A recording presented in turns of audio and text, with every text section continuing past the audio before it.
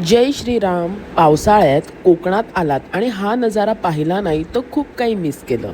पावसाच्या सरी, दाट हिरवाई, धुक्याने वेढलेली डोंगर आणि फेसाळ कोसळणारा धबधबा. कोकणाचं खरं सौंदर्य अनुभवायचं असेल तर सिंधुदुर्ग जिल्ह्यातील वैभववाडी तालुक्यात नाधवडे गावाजवळ असलेल्या नापणे धबधब्याला नक्कीच भेट द्या. हा धबधबा केवळ त्याच्या नैसर्गिक सौंदर्यासाठीच नाही तर महाराष्ट्रातील पहिल्या ग्लास ब्रिजमुळे विशेष आकर्षण ठरला आहे.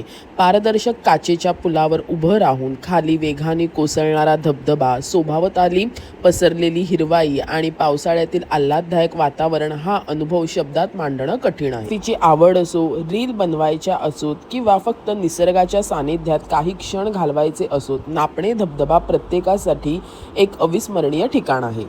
या पावसाळ्यात कोकणात फिरायचा प्लॅन करत असाल तर नापणे धबधबा तुमच्या यादीत नक्की असू द्या. या पावसाळ्यात कोकणाच्या कुशीतला हा अद्भुत अनुभव एकदा तरी नक्की घ्या. भेटूया पुढच्या प्रवासात. तोपर्यंत बाय बाय.